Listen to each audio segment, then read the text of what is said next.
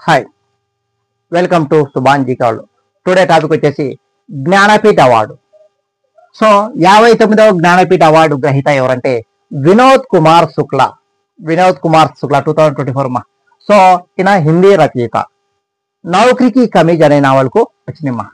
ఈయన ఎప్పుడు జన్మించారంటే జనవరి 1, 1937లో ఛత్తీస్గఢ్లో జన్మించారు. ఈయన ఛత్తీస్గఢ్ రాష్ట్రవాసి. ఓకే, ఇక 58వ అవార్డు గ్రహీతలు ఎవరంటే రామభద్రాచార్య గురు. ఎవరు? ఈయన సంస్కృతము. తర్వాత గుల్జార్ ఉర్దూ రచయితమ్మ.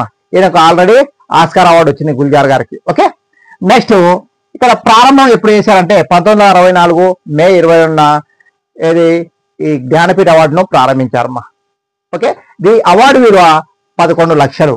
ఓకే, 11 లక్షలు. అయితే ఈ అవార్డు పొందిన మన తెలుగు వారు ఎంతమంది ఉన్నారంటే 3 ఉన్నారు. 1970లో విశ్వనాథ సత్యనారాయణ గారు వచ్చిందిమ్మా. సో ఆయన రాసిన రచన వచ్చేసి శ్రీ రామాయణ కల్పవృక్షము. ఓకే, ఇక రెండవ వ్యక్తి వచ్చేసి 1928లో డాక్టర్ సి నారాయణ రెడ్డి గారు. సి నారే అంటారు, తెలంగాణ వ్యక్తిమ్మ. ఓకే, ఈయన ఈ రచయిత వచ్చేసి ఈయన విశ్వంభర అనే రచన గాను ఈ అవార్డు వచ్చింది. ఓకే, ఇక మూడో వ్యక్తి 2012లో ఎవరు? రావూరి భరద్వాజ గారు. పాకుడు రాళ్ళు అనే రచన చేశారమ్మా. ఈ రచన గాను ఆయనకు అవార్డు వచ్చిందమ్మా.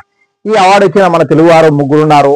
అయితే ఇక్కడ వచ్చేసి మనకు 59వ అవార్డు అనేది గుర్తుపెట్టుకోండి, లేటెస్ట్. ఓకే, జ్ఞానపీఠ్ అవార్డు గ్రహీత ఎవరంటే వినోద్ కుమార్ శుక్లా. ఓకే, ప్రతి ఒక్కరూ సుభాన్ జీకే అవార్డు సబ్స్క్రైబ్ చేసుకోండి, షేర్ చేయండి. Okay, thank you, all the best.